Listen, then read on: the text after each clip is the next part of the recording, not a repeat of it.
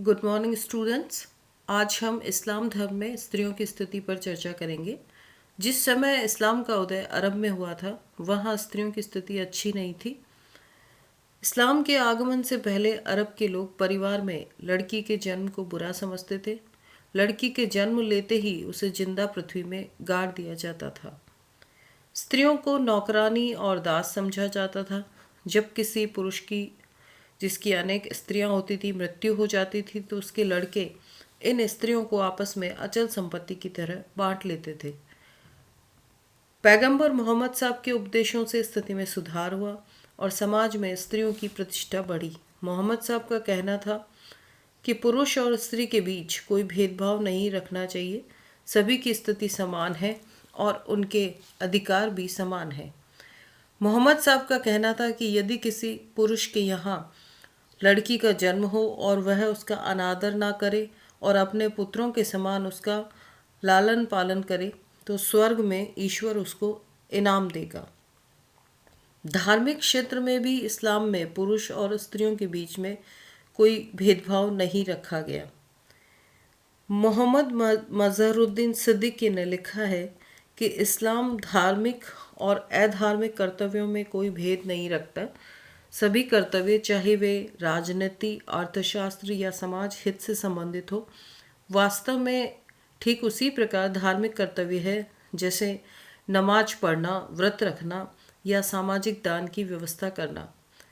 इसी आधार पर इस्लाम में पुरुष और स्त्रियों को समानता के अधिकार प्राप्त थे। स्त्रियों को मोहम्मद साहब के पास आने की और प्रश्न पूछने की स्वतंत्रता थी। मोहम्मद साहब ने स्त्रियों को ज्ञान प्राप्त करने के लिए प्रोत्साहित किया। कुरान का अध्ययन करते हैं तो पता चलता है कि कुछ परिस्थितियों में पुरुष और स्त्री की एक दूसरे पर श्रेष्ठता स्वीकार की गई है। जहाँ तक पुरुषों को विशेष स्थिति की बात है, कुरान में दो बातों का स्पष्टीकरण दिया गया है। प्रथम तो ये कि पुरुष धनार्जन करता है और स्त्री का खर्च वहन करता है। द्वितीय, वह घरेलू और राजनीतिक क्षेत्र में प्रधान है, क्योंकि घरेलू जीवन में अनुशासन की दृष्टि से किसी एक की प्रधानता अवश्य होनी चाहिए। इसी प्रकार राजनीतिक क्षेत्र में पुरुष की प्रधानता इसलिए थी कि स्वभावतः पुरुष स्त्री की अपेक्षा कुशाग्र बुद्धि का और दूरदृष्टा था और उसके पास घरेलू कार्यों से मुक्त होने पर अधिक समय राजनीतिक मामलों के लिए था। इसी के साथ कुरान में यह भी लिखा गया है कि चूंकि स्त्री और पुरुष में स्वाभाविक शारीरिक और मनोवैज्ञानिक अंतर है, इसलिए स्त्रियों के पूर्ण समता के अधिकार की व्यवस्था नहीं की जा सकती। स्त्री पुरुष एक दूसरे के पूरक है। इस्लाम के अनुसार यह अनिवार्य था कि स्त्री और पुरुष अपने विशेष गुणों को बनाए रखें। मोहम्मद साहब ने स्त्री को पुरुष की और पुरुष को स्त्री की वेशभूषा और आचरण का अनुकरण करने की अनुमति नहीं दी। अब हम कुछ मुख्य बिंदुओं पर विचार करें। इस्लाम के अनुसार विवाह एक पवित्र संस्कार है। मोहम्मद साहब ने निर्देश दिया था कि सभी लोगों के लिए विवाह आवश्यक है। वैवाहिक जीवन को सुखी बनाने के लिए इस्लाम में स्त्री पुरुष के बीच एक समझौता होता था, जिसके अनुसार यदि एक पक्ष चाहे तो विवाह भंग कर सकता था। स्त्री पुरुष विवाह के पहले भी अपने भविष्य के संबंधों के लिए समझौता कर सकते थे और विवाह के समय यह समझौता वैवाहिक समझौते में सम्मिलित कर लिया जाता था। जिस तरह पति अपनी पत्नी को अपना आदेश मानने को बाध्य कर सकता था, उसी प्रकार स्त्री भी अपने पति से कह सकती थी कि उसे अपनी सामाजिक और आर्थिक आवश्यकताओं की पूर्ति के लिए घर के बाहर जाने से रोका न जाए, यदि ऐसा करने में परिवार की व्यवस्था में कोई विघ्न न पड़ता हो। स्त्री की आर्थिक स्थिति को सुरक्षित रखने के लिए पति को एक विशेष धन पत्नी को दहेज महर मिस्ल के रूप में देने के लिए अनिवार्य किया गया। यह धन दोनों पक्षों द्वारा स्वीकृत होने पर निश्चित किया जाता था। यदि कोई पुरुष दूसरी पत्नी भी रखना चाहता था तो वह पहली पत्नी को दिया हुआ दहेज वापस नहीं ले सकता था। कोई भी विवाह वैधानिक नहीं कहा जा सकता था जब तक कि दहेज निश्चित न किया गया हो। दहेज निश्चित करने के लिए कोई सीमा नहीं थी। यह कम से कम और अधिक से अधिक दोनों पक्षों की सहमति से तय किया जाता था। खलीफा उमर ने अपनी पत्नियों का दहेज बहुत कम रखा था। विवाह के समय यदि पति पत्नी वयस्क न हो तो उनके पिता दहेज निश्चित करते थे। मुस्लिम समाज में विधवा अपने पति की संपत्ति पर तब तक अधिकार रख सकती थी जब तक कि उसके दहेज की रकम की अदायगी न हो जाए। इस्लाम में विवाह को अटूट बंधन स्वीकार नहीं किया गया। यदि पति और पत्नी समझौते के अंतर्गत जीवन निर्वाह नहीं कर सकते थे तो वैवाहिक संबंध तोड़ने अथवा तलाक देने की व्यवस्था भी की गई। परंतु मोहम्मद साहब ने तलाक देने को अच्छा नहीं समझा।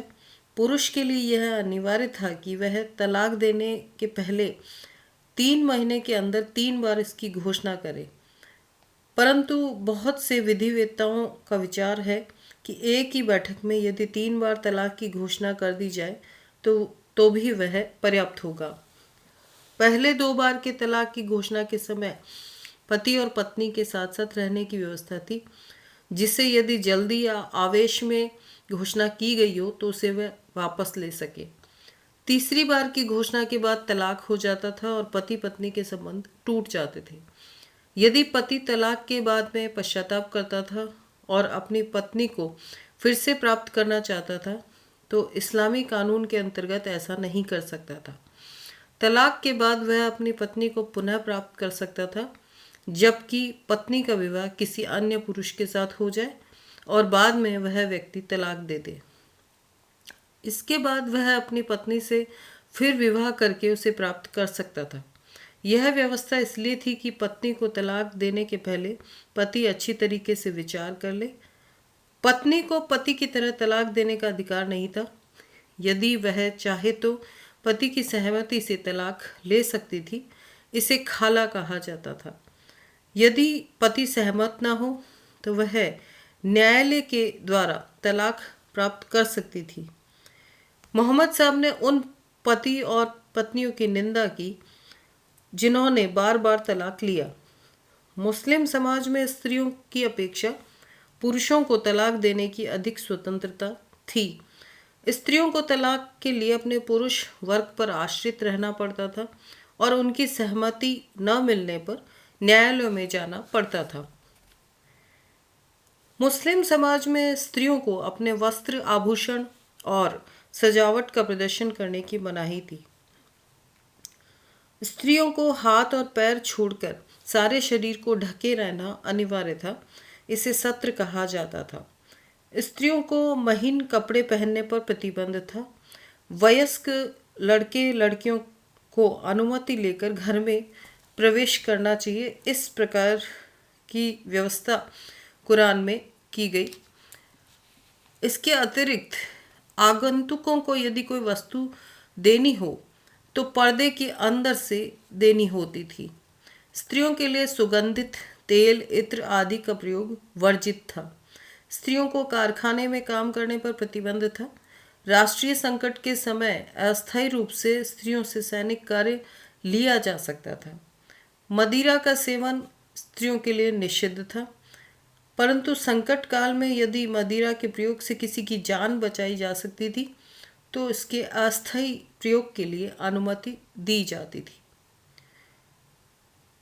कुरान के अनुसार मुस्लिम स्त्रियों को पर्दा धारण करना अनिवार्य था।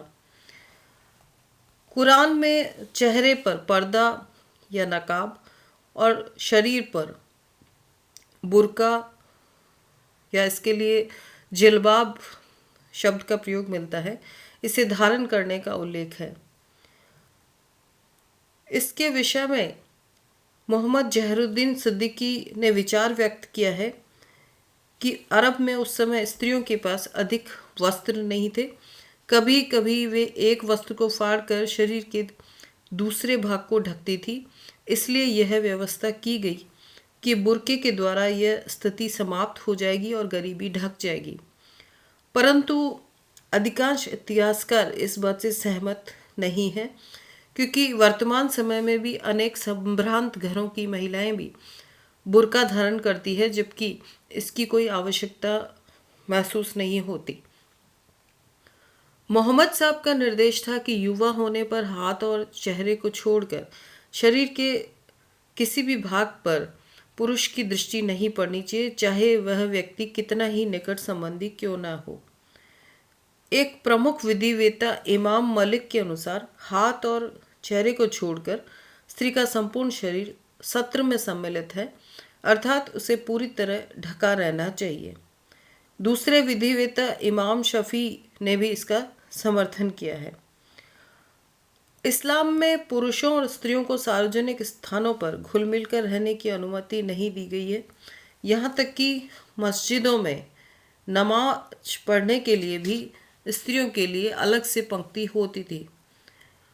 मोहम्मद साहब का आदेश था कि कोई भी पुरुष स्त्री से कंधा मिलाकर के खड़ा नहीं रह सकता, और इस प्रकार सभी अवसर पर मुस्लिम महिलाओं के लिए अलग से स्थान निर्धारित किए जाते थे। मध्य युग में मुस्लिम समाज में पर्दा की प्रथा अधिक प्रचलित थी। मुस्लिम स्त्रियां बिना पर्दे के बाहर नहीं आती थी जब तक कि वे निर्धन न हो। पीट्रा डेला वाले ने इस प्रकार से लिखा है कि मुस्लिम महिलाएं जब तक बेईमान या गरीब न हो बाहर नहीं आती थी। उसने यह भी कहा है कि मुस्लिम अपनी स्त्रियों को अपने संबंधियों से भी बात करने की अनुमति नहीं देते थे, केवल अपनी उपस्थिति में ही बात करने देते थे। मनुची ने लिखा है कि मुस्लिम समाज में स्त्रियों से अपने चेहरे से पर्दा हटाने के लिए कहना अत्यंत अपमानजनक था। इसी प्रकार से हैमिल्टन ने लिखा है कि मुस्लिम स्त्रियां जब घर से बाहर जाती थी तो पर्दा धारण कर लेती थी। बारबोसा के अनुसार प्रत्येक मुसलमान के 3 या 4 पत्नियां होती थी और वह उन्हें सावधानी से कमरे में बंद रखता था।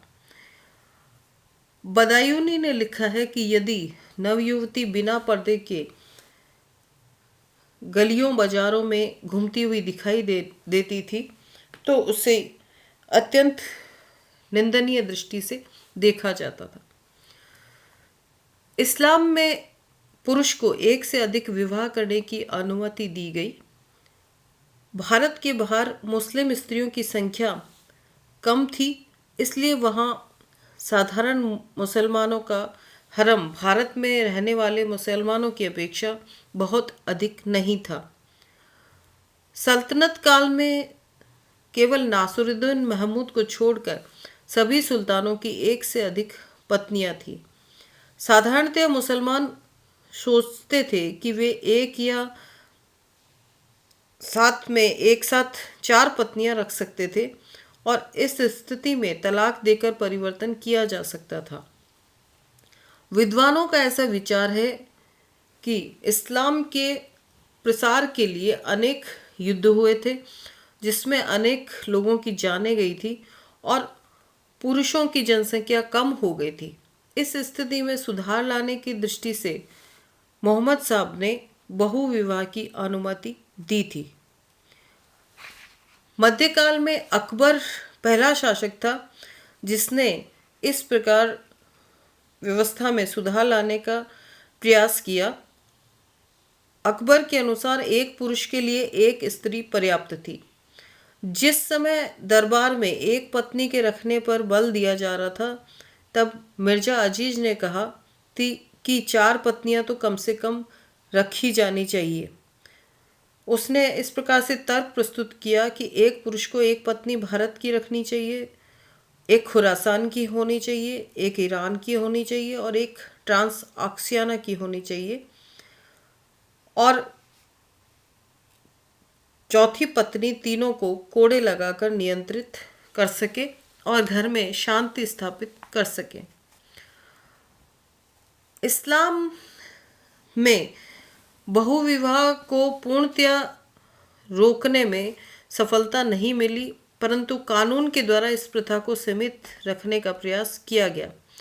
बहुविवाह करने वाले पुरुष को यह आश्वासन देना पड़ता था कि वह अपनी सभी पत्नियों के साथ निष्पक्ष और न्यायपूर्वक व्यवहार करेगा। मध्य युग में मुस्लिम स्त्रियों की स्थिति गिर गई थी और वे अपने पति के पूर्णतया अधीन हो गई थी। स्त्रियों को अपने पति के निर्देश पर चलना पड़ता था। वे दासियों की भांति जीवन व्यतीत करती थी और उनके भोजन के उपरांत भोजन करती थी। इस्लाम ने स्त्रियों को समाज में समानता का अधिकार दिया। उनकी दशा सुधारने के उद्देश्य से कुछ कड़े नियम बनाए गए। उस समय अरब में उनका नैतिक पतन हो चुका था, इसलिए स्त्रियों को नियंत्रित रखना आवश्यक हो गया था। राज्य द्वारा नियम बनाए गए जिनसे नैतिक स्तर ऊंचा किया जा सके और उस समय के अनुसार ऐसे नियमों में परिवर्तन किया जा सके। खलीफा उमर ने स्त्रियों को मस्जिद में जाने पर रोक लगाई और उनसे कहा गया कि वे अपने घरों में नमाज पढ़ें, परंतु वह स्त्रियों के नमाज पढ़ने के अधिकार को पूरी तरह समाप्त नहीं कर सकता था। इससे पता चलता है कि स्त्रियों के संबंध में जो नियम बने थे वे बड़े लचीले थे। इसी प्रकार तलाक देने के लिए खलीफा उमर ने यह नियम लागू किया कि अलग अलग 3 बार घोषणा करने की बजाय एक ही बैठक में 3 बार घोषणा करने पर तलाक वैध माना जा सकेगा। इस प्रकार मोहम्मद साहब के निर्देश के विरुद्ध यह नियम लागू किया गया। आरंभ में इस्लाम के प्रसार के समय स्त्री पुरुष एक साथ मिलकर भिन्न भिन्न क्षेत्रों में कार्य करते थे। स्त्रियों को पुरुषों से अलग नहीं रखा जाता था। मोहम्मद साहब का निर्देश था कि सभी महिलाएं और लड़कियां ईद के नमाज में सम्मिलित होगी, परंतु दूसरे देशों में इस्लाम के प्रसार के बाद मुस्लिम समाज में अमीरों और जागीरदारों का एक नया वर्ग उत्पन्न हुआ जो विलास का जीवन पसंद करने लगा। इस वर्ग को आर्थिक क्षेत्र में स्त्रियों के सहयोग की आवश्यकता नहीं थी, इसलिए स्त्रियों को घरों की चारदीवारी में रहने के लिए बाध्य किया गया। स्त्रियों को इस तरीके से पृथक रखा जाना इस्लामी कानून के विपरीत था। निर्धन वर्ग के लोग स्त्रियों को पृथक नहीं रख सकते थे, फिर भी उनके ऊपर इसका प्रभाव पड़ा और स्त्रियों को यथासंभव घरों में रहने के लिए विवश किया गया। धनी वर्ग के मुसलमान स्त्रियों को पर्दे में रखने लगे, परंतु निर्धन ऐसा करने में समर्थ नहीं थे। फिर भी कुछ सीमा तक उन्होंने इस प्रथा का अनुकरण अपने परिवारों में किया गया। इस प्रकार स्पष्ट है कि इस्लाम में स्त्रियों को सामाजिक समानता के अंतर्गत रखा गया, परंतु बहुत से नियम ऐसे बनाए गए जो कि मोहम्मद साहब के निर्देशों के प्रतिकूल थे।